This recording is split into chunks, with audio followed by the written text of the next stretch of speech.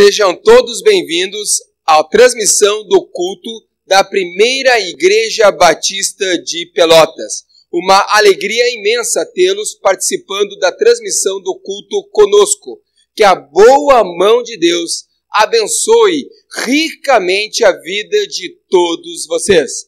O tema da mensagem bíblica de hoje é os planos de Deus. E para este tema, eu quero convidá-los para que me acompanhem na leitura bíblica do livro de Êxodo, capítulo 14, versículos 10 a 22. Tema da mensagem, os planos de Deus. Texto bíblico, Êxodo, capítulo 14, versículos 10 ao 22. Diz assim a boa e infalível palavra do Senhor. Ao aproximar-se o faraó, os israelitas olharam e avistaram os egípcios que marchavam na direção deles e, aterrorizados, clamaram ao Senhor. Disseram a Moisés: foi por falta de túmulos no Egito que você nos trouxe para morrermos no deserto? Ou você fez conosco, nos trazendo para cá? Já lhe tínhamos dito no Egito: deixe-nos em paz, seremos escravos dos egípcios. Antes ser escravo dos egípcios do que morrer no deserto. Moisés respondeu ao povo: não tenham medo, fiquem firmes e vejam o livramento que o Senhor lhes trará hoje, porque vocês nunca mais verão os egípcios que hoje vêm. O Senhor lutará por vocês, tão somente acalme-se. Disse então o Senhor a Moisés: por que você está clamando a mim? Diga aos israelitas que sigam avante. Erga sua vara e estenda a mão sobre o mar, e as águas se dividirão para que os israelitas atravessem o mar em terra seca. Eu, porém, endurecerei o coração dos egípcios, e eles os perseguirão. E serei glorificado com a derrota do faraó e de todo o seu exército, com seus carros de guerra e seus cavaleiros.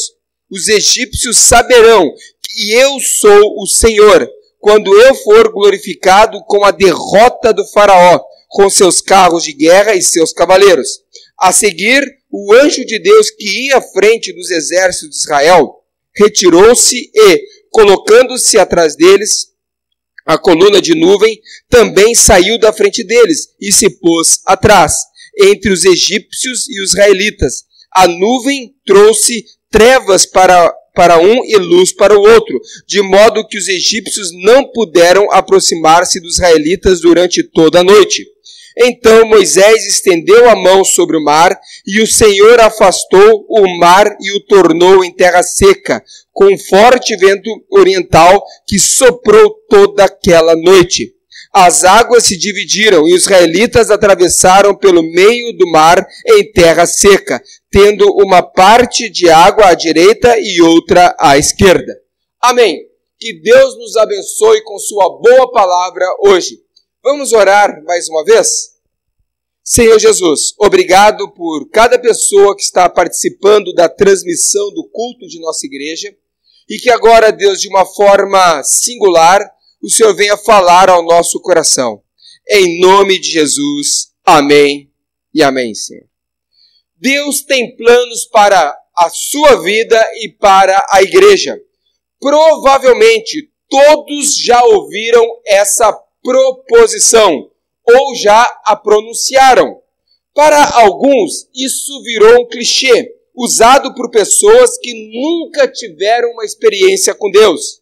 Para alguns, não passa de um jargão popular, que Deus tem planos para a sua vida e para a igreja. Isso é uma verdade irrefutável, embora muitos não acreditam nesta verdade. Alguns simplesmente pronunciam sem acreditar nela. Nós devemos crer nos planos de Deus e avançar nos planos de Deus. O que eu aprendo com vocês nesta manhã, mais uma vez pregando na narrativa de Êxodo capítulo 14, eu não sei se é a quarta ou a quinta vez que estou pregando nesse texto consecutivamente, Mas nesta manhã eu quero compartilhar a seguinte lição com vocês, que eu aprendo com esse texto. Avancemos confiantes nos planos de Deus. Deus tem planos para a minha vida, para a sua vida e planos para a igreja. Avancemos confiantes nos planos de Deus. 4 verdades sobre os planos de Deus. Primeira verdade, os planos de Deus são infalíveis. Versículo 13. Moisés respondeu ao povo: não tenham medo, fiquem firmes e vejam o livramento que o Senhor lhes trará hoje, porque vocês nunca mais verão os egípcios que hoje vêm. Observe bem o texto. Porque vocês nunca mais verão os egípcios que hoje vêm. Por que Deus falou isso para Moisés? Por que Deus disse para Moisés que eles jamais veriam os exércitos de Faraó novamente? O que aconteceu em Pi-Hairote foi novidade para o povo de Deus, mas não foi novidade para Deus. Os israelitas ficaram encurralados. De um lado, o Mar Vermelho. De um outro lado, os exércitos de Faraó que marchavam contra o povo para levá-los de volta para o Egito ou para matá-los caso resistissem. Então eles estavam encurralados, sem saída, não sabiam o que fazer. E o texto diz que Deus endureceu o coração de Faraó para que ele perseguisse os filhos de Israel. Depois Deus ordenou a Moisés que erguesse a sua vara e estendesse em direção ao Mar Vermelho. E as águas foram divididas numa coluna direita e uma coluna à esquerda. E o povo atravessou o mar em terra seca. Só que durante um certo período, antes do povo atravessar o mar, antes mesmo de Moisés estender o seu cajado em direção ao Mar Vermelho, Deus enviou o anjo do Senhor em direção aos exércitos de Faraó, que causou uma confusão entre eles, causando um retardo do avanço das tropas de Faraó. E o povo então ganhou tempo para avançar o Mar Vermelho e atravessar o Mar Vermelho. E o texto vai dizer ainda, no versículo 25, que Deus causou uma confusão no meio das tropas do povo dos egípcios, em que quando eles chegaram no meio do Mar Vermelho, ficaram confusos e a roda das suas bigas trancaram. Então retardou a chegada deles até o outro lado da margem. Eles permaneceram ali no meio do Mar Vermelho, enquanto o povo de Israel chegou do outro lado da margem. A situação, ela estava humanamente fora de controle dos israelitas, mas em nenhum momento fora de controle do Senhor. Os nossos planos falham, mas os planos de Deus jamais falham. Então o povo estava amedrontado, e o que Deus fez? Quando o povo de Israel chegou do outro lado, na margem, os exércitos de Faraó estavam no meio, confusos, perseguindo o povo, mas porém ali sofrendo um grande retardo no avanço das tropas, porque a roda das bigas acabou encalhando e o povo e os exércitos ficaram confusos. Então Deus deu a seguinte ordem para Moisés: novamente estenda a sua vara e dê ordem para que o mar volte. E o mar então voltou ao seu estado normal. E os soldados egípcios ali morreram afogados. Morreram afogados. Por isso que Deus disse, muito antes do povo avançar, muito antes do Mar Vermelho se abrir: os soldados que vocês estão vendo hoje, vocês jamais verão. Porque Deus já tinha tudo planejado. Aos olhos humanos, a situação estava fora de controle, mas jamais fora do controle de Deus. Em Jó, capítulo 42, versículo 2, diz assim: sei que podes fazer todas as coisas. Nenhum dos teus planos podem ser frustrados. Nenhum dos teus planos podem ser frustrados. Os planos de Deus não se frustram. O povo de Israel, os filhos de Israel, estavam ali amedrontados, aterrorizados, confusos, com medo de que o pior acontecesse com eles. Mas estava tudo dentro do controle do Senhor. O Senhor já havia planejado tudo o que ia acontecer. Nós devemos avançar na obra de Deus. Nós devemos avançar porque os planos de Deus são infalíveis. Os nossos planos falham. Os planos do homem falham. Mas os planos de Deus não falham. Nós devemos avançar naquilo que Deus tem para a sua igreja aqui em Pelotas. Por quê? Porque os planos de Deus são infalíveis. Você deve avançar naquilo que Deus tem para a sua vida, porque os planos que Deus tem para a tua vida são infalíveis. Deus havia planejado tudo o que aconteceu aqui no capítulo 14. Deus havia planejado a abertura do Mar Vermelho. Deus havia planejado a morte dos soldados de Faraó. Deus havia planejado que Faraó ia ficar com o coração duro, ia voltar atrás do que ele falou, ia perseguir novamente os filhos de Israel. Tudo foi previamente planejado por Deus. Deus está no controle de tudo. E os planos do Senhor são infalíveis. Por isso nós devemos avançar. Por isso nós devemos avançar. Avancemos confiantes nos planos de Deus. 4 verdades sobre os planos de Deus. Primeira verdade, os planos de Deus são infalíveis. Segunda verdade, os planos de Deus são para a glória dele. Os planos de Deus são para a glória dele. Versículos 17 e 18. Eu, porém, endurecerei o coração dos egípcios, e eles os perseguirão, e serei glorificado com a derrota do faraó e de todo o seu exército, com seus carros de guerra e seus cavaleiros.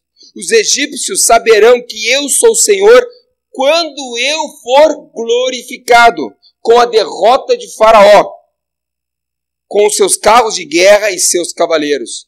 Prova disto é que por 2 vezes surge a palavra glorificado. Versículo 17. Eu serei glorificado. Versículo 18. Quando eu for glorificado. Em nenhum momento a abertura do Mar Vermelho e a derrota dos soldados egípcios tiveram como objetivo a glória de Moisés ou a glória dos filhos de Israel. Muito menos o bem-estar de ambos. A abertura do Mar Vermelho e a destruição dos exércitos de Faraó tiveram somente um propósito, a glória de Deus. Entretanto, lemos a narrativa bíblica com as lentes do hedonismo e do antropocentrismo.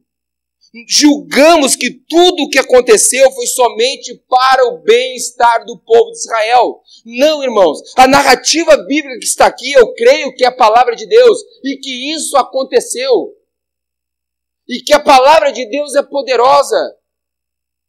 E que ela não existe somente para o nosso bem-estar, mas ela é anunciada para a sua glória. Ela é proferida para a sua glória. Ela está registrada nesse livro sagrado para a sua glória.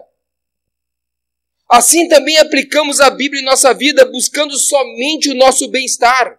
Deus libertou o povo de Israel da escravidão no Egito para prestarem culto a Ele, para que o nome dEle fosse glorificado. Em Êxodo capítulo 10, versículo 3, diz assim: Dirijam-se, pois, Moisés e Arão a Faraó e lhe disseram, dirigiram-se, pois, Moisés e Arão a Faraó e lhe disseram, assim diz o Senhor, o Deus dos hebreus, até quando você recusará a humilhar-se perante mim? Deixe ir o meu povo, para que me preste culto. O texto é muito explícito. Qual era o propósito do povo abandonar a escravidão no Egito? Do povo ser liberto da escravidão, da opressão no Egito? Prestar culto a Deus. A glória de Deus era o propósito da libertação deles do cativeiro do Egito. Deus libertou da escravidão, abriu o Mar Vermelho e destruiu os exércitos de Faraó para ser adorado e receber toda a glória. Por intermédio de Jesus, nós fomos libertos das algemas do pecado e da condenação eterna, com um único propósito, para glorificarmos o Rei e o Senhor da glória. A nossa salvação tem um propósito, e o propósito é adorarmos o Senhor Jesus eternamente, começando agora. Jesus é o plano de Deus para a nossa vida. E o propósito da obra de Jesus foi nos tornar adoradores e servos do Senhor. O plano de Deus só tem um propósito, irmãos. A glória dele. É a glória dele. Quando nós lemos as Escrituras Sagradas, nós devemos ler buscando a glória de Deus. Quando nós aplicamos as Escrituras Sagradas em nossa vida, em nosso coração, nós devemos aplicá-las buscando sempre a glória de Deus. Tudo o que aconteceu nas Escrituras Sagradas e tudo o que acontece hoje em nossa vida é para a glória de Deus. É para a glória de Deus. Avancemos confiantes nos planos de Deus. 4 verdades sobre os planos de Deus. Primeiro, os planos de Deus são infalíveis. Segundo, os planos de Deus são para a glória dele. E terceira verdade, os planos de Deus são conhecidos à medida que avancemos. Os planos de Deus são conhecidos à medida que avançamos. Versículos 28 e 29. As águas voltaram e encobriram seus carros de guerra e os seus cavaleiros. Todo o exército do faraó que havia perseguido os israelitas mar adentro, ninguém sobreviveu. Mas os israelitas atravessaram o mar pisando em terra seca, tendo uma parede de água à direita e outra à esquerda. Antes de atravessarem o Mar Vermelho, os filhos de Israel não imaginavam que veriam soldados egípcios destruídos. Isso nunca passou pela cabeça deles. Eles nunca pensaram em vivenciar tal experiência. Depois de andarem em círculos, pararem em Piairote e se depararem com o Mar Vermelho e os soldados egípcios perseguindo eles nunca pensaram, nunca imaginaram que vivenciariam tal experiência gloriosa na vida deles, que eles veriam o Mar Vermelho se abrir, atravessariam em terra seca e veriam soldados de Faraó mortos. Jamais passou isso pela cabeça deles. Quando Deus apareceu a Moisés no deserto de Horebe e ordenou que ele voltasse para o Egito a fim de resgatar os filhos de Israel do cativeiro do Egito, ele nunca pensou em que Deus usaria a sua vida, que por intermédio de Moisés, o povo do Egito veria as pragas de Deus sendo enviadas sobre a vida deles.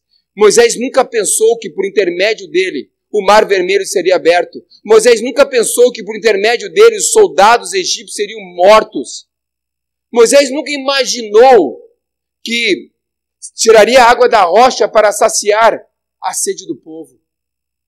Quando ele estava lá no deserto de Horebe e Deus apareceu para ele em uma sarça ardente e comissionou Moisés para voltar ao Egito. Ele nunca pensou nisso, nunca imaginou nisso. Quando Moisés se envolveu nos planos de Deus, provavelmente nunca imaginou que viveria as experiências que viveu. Foi assim com Abraão, Filipe e outros personagens da Bíblia. Eles conheceram os planos de Deus à medida que se envolveram neles. Abraão, no livro de Gênesis, capítulo 12, versículo 1, diz assim: Então o Senhor disse a Abraão: saia da sua terra, do meio dos seus parentes e da terra de seu pai, e vá para a terra que eu lhe mostrarei. A Abraão Deus diz: vá para a terra que eu lhe mostrarei. Mostrarei significa que ainda não mostrou.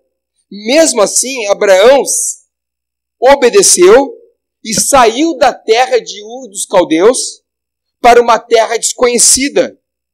Assim ele entrou nos planos, ele conheceu os planos de Deus à medida que ele foi avançando. O que dizer então do diácono Filipe? Em Atos dos Apóstolos, capítulo 8, versículo 26, diz assim: um anjo do Senhor disse a Filipe: vá para o sul, para a estrada deserta que desce de Jerusalém a Gaza. Observe bem a ordem do ser celestial para Filipe, que ele deveria descer para a estrada que desce de Jerusalém a Gaza. Foi a única ordem.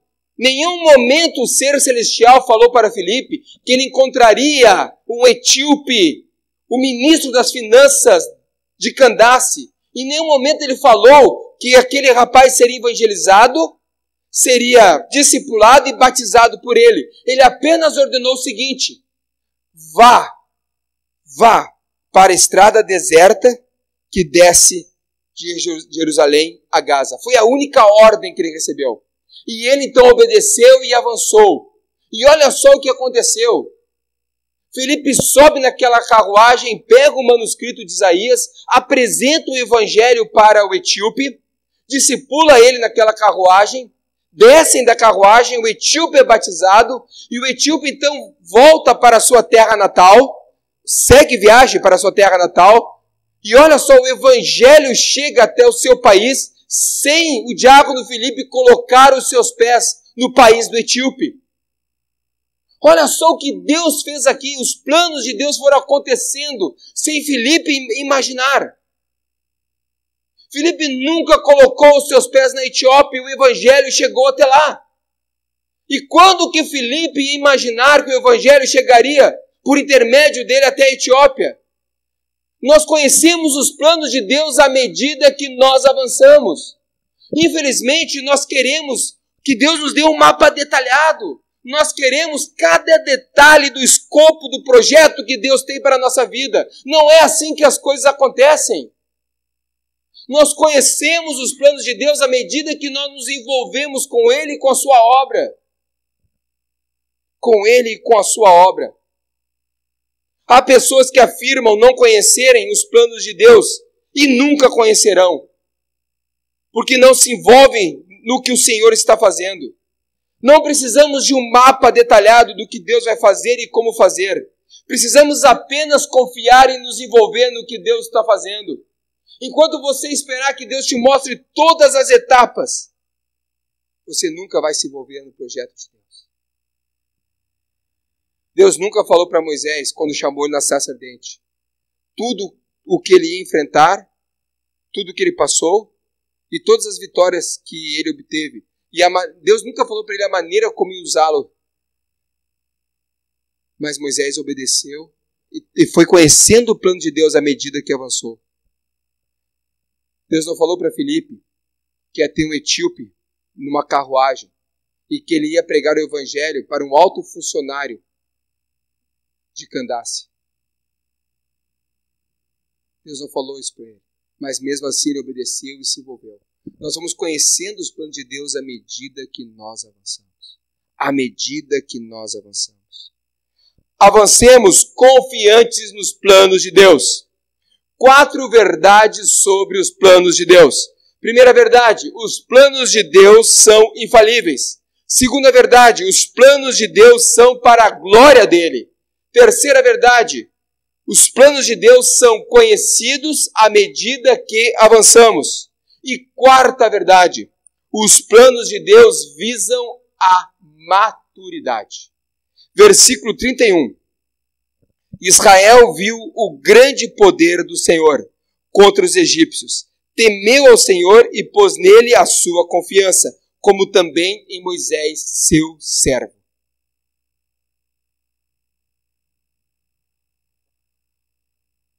Depois que os filhos de Israel atravessaram o Mar Vermelho em terra seca, viram os egípcios morrerem, passaram a crer no Senhor. Deus provou os filhos de Israel em Pi-Hairote. Depois de serem provados e aprovados, ficaram mais fortes. A maturidade resulta em virtudes espirituais. 4 virtudes espirituais que eu vejo no versículo 31. Primeira virtude, conhecimento do poder de Deus. O versículo diz, Israel viu o grande poder do Senhor. Antes eles ouviam falar de Deus e do seu poder. Agora os filhos de Israel experimentaram o agir poderoso de Deus em sua vida. Antes eles tinham somente um conhecimento cognitivo dos relatos, das narrativas dos antepassados. Mas naquele dia lá, naquele dia que Deus abriu o Mar Vermelho e aniquilou os exércitos de Faraó, eles experimentaram o poder de Deus na vida deles. Uma das virtudes espirituais é vivenciar o poder de Deus em nossa vida. Não somente através de um arrazoado teológico, não somente através de uma apostila lendo item 1, item 2, item 3, mas experimentar em nossa vida o poder de Deus que transforma o nosso caráter, que transforma a nossa vida. Não, agora para Israel não é mais um arrazoado teológico acerca de quem é Deus, mas uma experiência sobrenatural com o Senhor. 4 virtudes da maturidade espiritual. A primeira virtude, conhecimento do poder de Deus. A segunda virtude, temor. Olha só o que o texto diz. Temeu ao Senhor. O que é temor a Deus? O temor a Deus é um sentimento de respeito, reverência e submissão. Depois de tudo que os filhos de Israel vivenciaram, o coração deles se encheu de temor. Se encheu de temor, de reverência, de respeito por Deus. Isso é maturidade, ter temor às coisas de Deus. Infelizmente, muitos casamentos acabam naufragando. Pessoas acabam se envolvendo com pecado, não cuidam de sua família, por falta de temor a Deus. Se os casais tivessem temor a Deus, cuidariam do seu casamento. Se pais, incluindo os homens e mulheres, tivessem temor a Deus, cuidariam muito mais dos seus filhos e da sua família. Se as pessoas que se dizem serem discípulos de Jesus, que estão trabalhando no Congresso, seja ele estadual ou nacional, tivessem temor a Deus, não haveria tanta corrupção no nosso país. A corrupção, o pecado, a degradação da família, a falta de ética e de moral se alastram na nossa sociedade por falta de temor a Deus. Por falta de temor a Deus. 4 virtudes da maturidade espiritual. A primeira é o conhecimento do poder de Deus. A segunda é o temor a Deus. E a terceira é a confiança. Olha só o que o texto diz. E pôs nele a sua confiança. Os israelitas passaram a confiar no cuidado e no livramento de Deus. Quando experimentaram o poder de Deus na vida deles, quando eles viram Deus abrindo o Mar Vermelho, eles passaram a confiar em Deus. É através das experiências de lutas e desafios que nós passamos a confiar mais em Deus. E a quarta virtude da maturidade espiritual, a submissão à liderança. Olha só o que diz o final do versículo. Como também Moisés, seu servo. Como também em Moisés, seu servo. Os filhos de Israel passaram a confiar na liderança de Moisés. Pelo menos até um certo tempo. As 10 pragas, a abertura do Mar Vermelho e a morte dos soldados de Faraó confirmaram a liderança de Moisés. Quanto mais nos envolvemos nos planos de Deus, mais nós amadurecemos. Quanto mais entramos nos planos de Deus, mais crescemos. Não precisamos conhecer todos os detalhes dos planos de Deus. Nós precisamos nos envolver nele.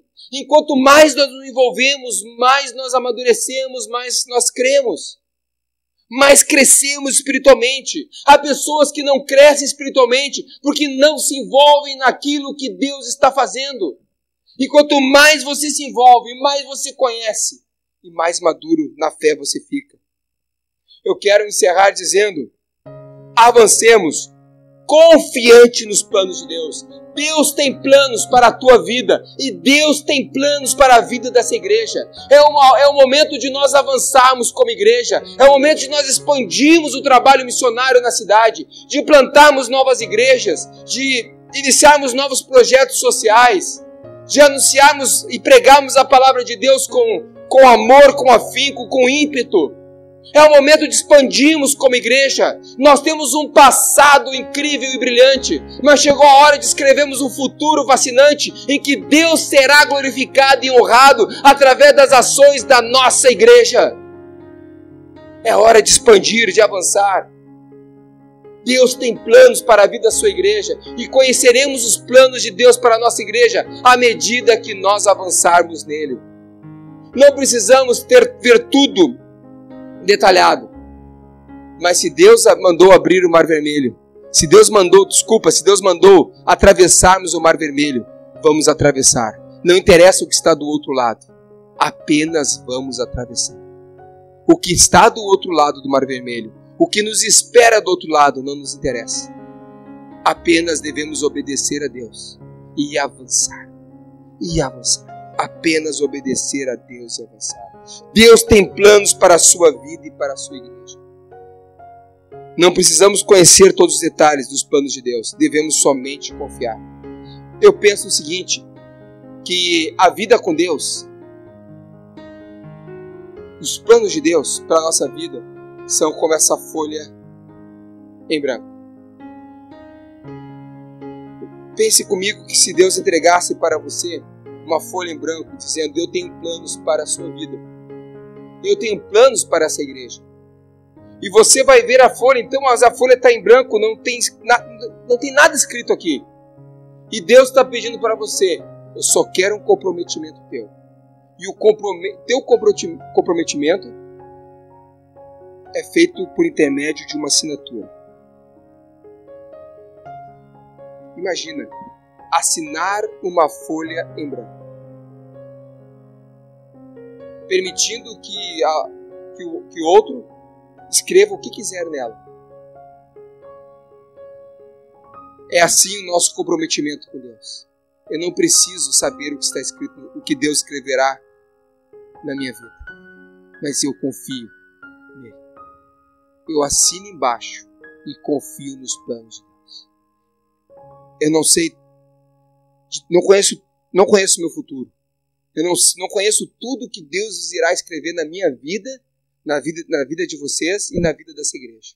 Mas eu confio nele. E eu assino essa folha em branco dizendo: eu confio nos teus planos, Deus, mesmo não conhecendo eles completamente. Mas eu confio neles e assino essa folha.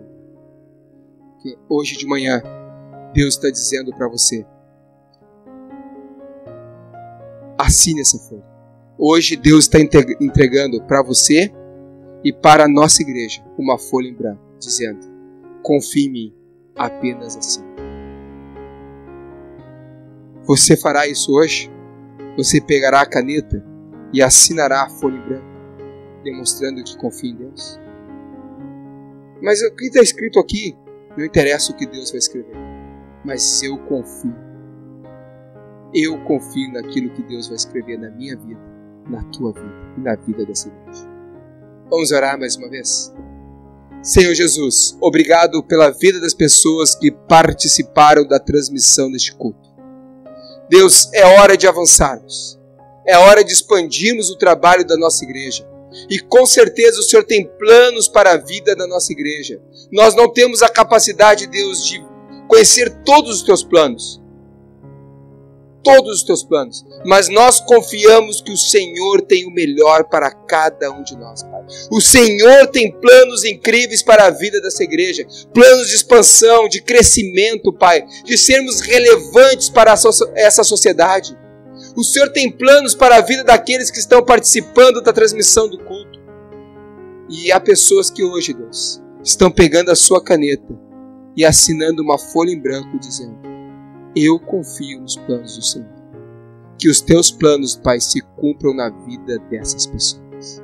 E se cumpram na vida da nossa igreja. Em nome de Jesus. Amém e amém. Que Deus abençoe a todos vocês.